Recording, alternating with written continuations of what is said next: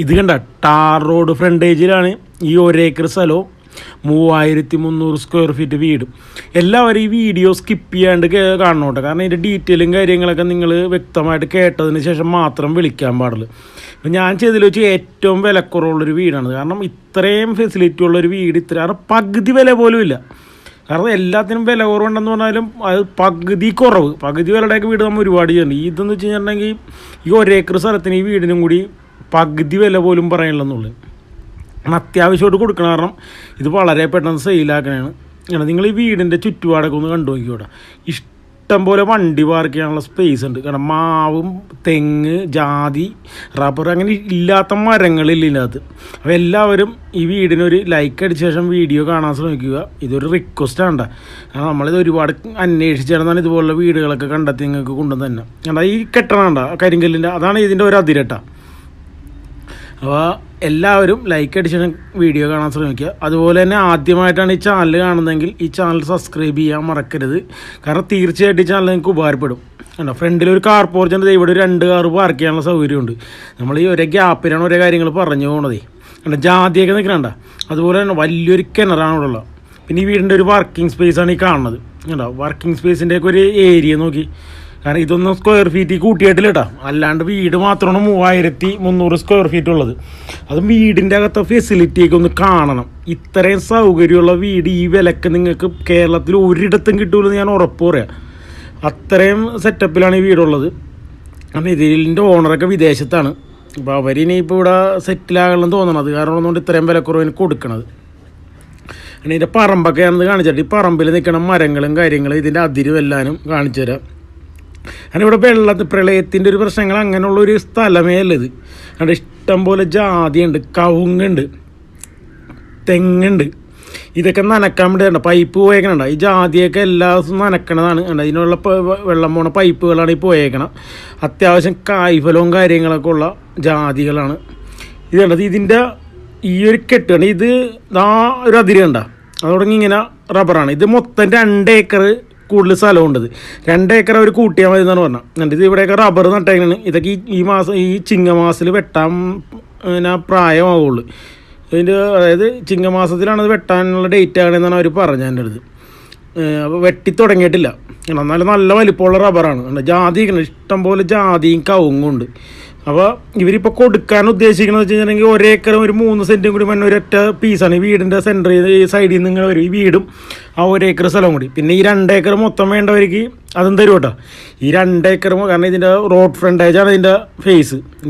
ഞാനൊരു ഐഡിയ പറഞ്ഞു തരുന്നെങ്കിൽ ശരിക്കും അവിടെ നിന്ന് ഈ 1 ഏക്കർ സ്ഥലമില്ലേ അതിനവിടെ ഒരു സെൻറ്ററിൽ കൂടി ഒരു വഴി ഇട്ടിട്ട് ഇത് ഫ്ലോട്ട് തിരിച്ച് വിറ്റ് ചെയ്യണമെങ്കിൽ ഉണ്ടല്ലോ ഇത് മൊത്തം വാങ്ങിക്കണ പൈസ ആ ഫ്ലോട്ട് വിറ്റാൽ കിട്ടും. അതായത് ഇതിൻ്റെ പകുതി വിറ്റ് ചെയ്യണമെങ്കിൽ ഇത് മൊത്തം വാങ്ങിക്കണ പൈസ തിരിച്ച് കിട്ടുമെന്നുണ്ട്.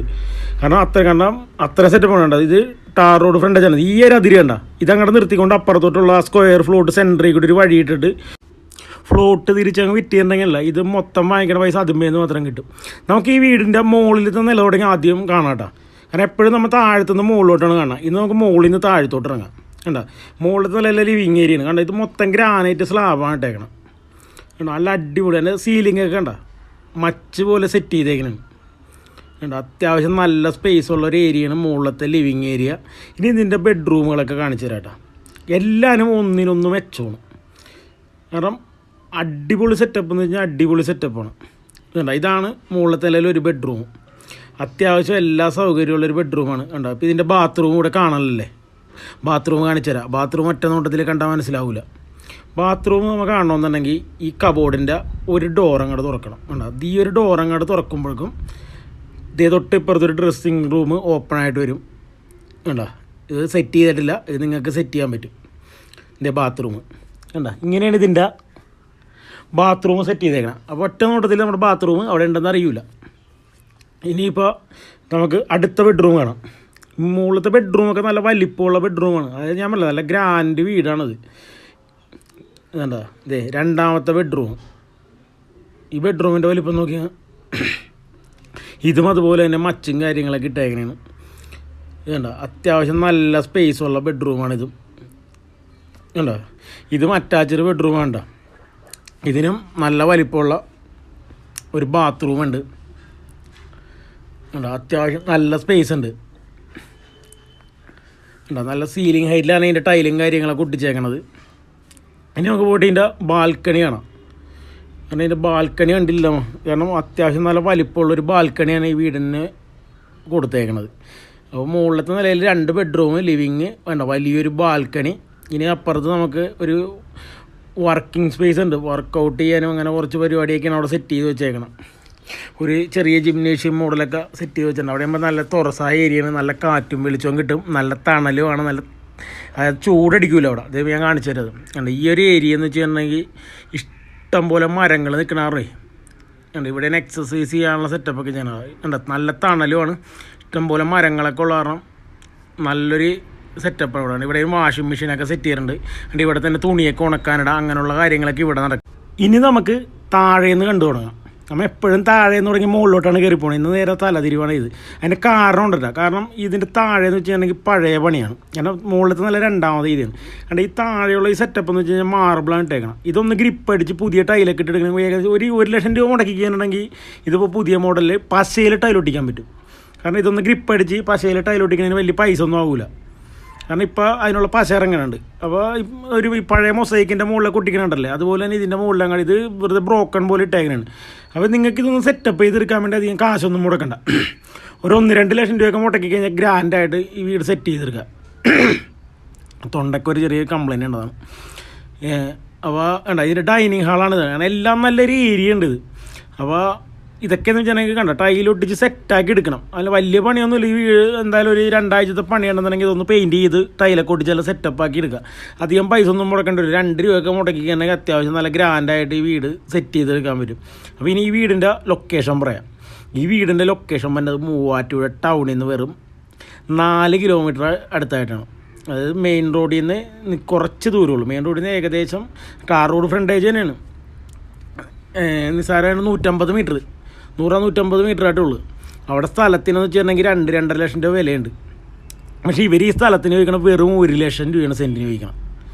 അതായത് ഈ 1 ഏക്കർ 3 സെൻറ്റ് സ്ഥലവും ഈ 3300 സ്ക്വയർ ഫീറ്റ് വീടും കൂടി നിങ്ങൾക്ക് സ്വന്തമായിട്ട് മേടിക്കണമെങ്കിൽ വെറും 1.5 രൂപ കൊടുത്ത് ചെയ്യും. അത് 1,50,00,000 രൂപ കൊടുത്ത് ചെയ്യണമെങ്കിൽ നിങ്ങൾക്ക് ഈ വീട് സ്വന്തമാക്കാം. അതല്ല തൊട്ടപ്പുറത്ത് കിടക്കണ ആ ഒരു ഏക്കറും കൂടി വേണമെന്നുണ്ടെങ്കിൽ ആ 1 ഏക്കർ 20 സെൻറ്റായിട്ടുണ്ട്.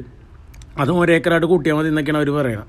അപ്പോൾ എല്ലാം കൂടി ആണെങ്കിൽ നിങ്ങൾക്ക് ഒരു 2.5 രൂപ താഴെയായിട്ട് നടക്കുമെന്നൊക്കെയാണ് പറയണം. അപ്പോൾ അത് നമുക്ക് കച്ചവടത്തോട് അടുക്കും പറയാൻ പറ്റും. എന്തായാലും 2.5 രൂപ കൂടില്ല. അപ്പോൾ നിങ്ങൾക്കിത് മൊത്തം വാങ്ങിക്കണമെങ്കിൽ മൊത്തം വാങ്ങിക്കുക. അതല്ല ഇത് കുറച്ചായിട്ട് വാങ്ങണമെന്നുണ്ടെങ്കിൽ കുറച്ചായിട്ട് വാങ്ങിക്കുക. അതൊക്കെ നിങ്ങളുടെ ഇഷ്ടമാണ്. അപ്പോൾ വീണ്ടും ഇതുപോലുള്ള നല്ല നല്ല വീഡിയോകൾ നിങ്ങൾക്ക് കാണണമെന്ന് താല്പര്യം, വാങ്ങണമെന്ന് താല്പര്യം ഉണ്ടെങ്കിൽ നിങ്ങൾ ഈ ചാനൽ സബ്സ്ക്രൈബ് ചെയ്യുക, അതുപോലെ ലൈക്ക് ചെയ്യുക.